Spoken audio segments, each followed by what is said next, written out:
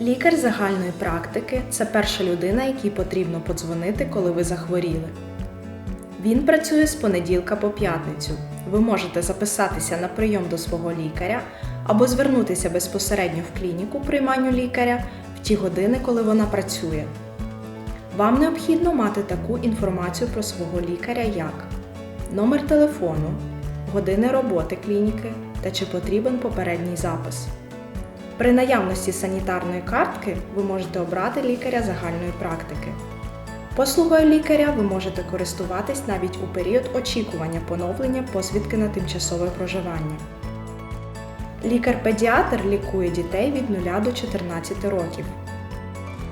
Усім неповнолітнім дітям іноземців, навіть без посвідки на тимчасове проживання, надається педіатр. Коли лікар не працює, при невідкладних проблемах вночі з 8 вечора до 8 ранку або у святкові дні з 8 до 20 ви можете звернутися до чергових лікарів. Номер запитайте у лікаря.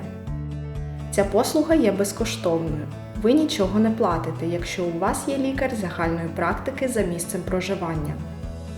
Якщо виникла невідкладна ситуація і вам негайно потрібен лікар, ви можете відправитися до пункту невідкладної допомоги самостійно або на швидкій.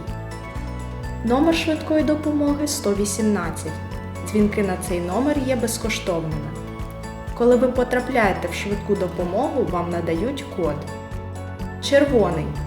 Дуже серйозна ситуація, тобто у вас велика проблема, вас повинен негайно оглянути лікар. Є загроза вашому життю. Жовтий. Серйозна ситуація, ви повинні бути оглянуті негайно. Зелений. Ситуація не є серйозною, доведеться почекати. Білий.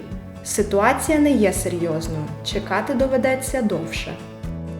Послуги у пункті швидкої допомоги є безкоштовними, якщо ваша ситуація є серйозною. Якщо ви звертаєтеся до відділення невідкладної допомоги через невелику проблему, наприклад, температуру чи застуду, вам доведеться заплатити за прийом. Пам'ятайте, не телефонуйте за номером 118 та не викликайте швидку допомогу при незначних симптомах, адже швидка може знадобитися людині з більш серйозною проблемою, ніж ваша. Якщо ви приїхали до пункту швидкої допомоги і вашому здоров'ю немає серйозних загроз, вам все одно доведеться довго чекати.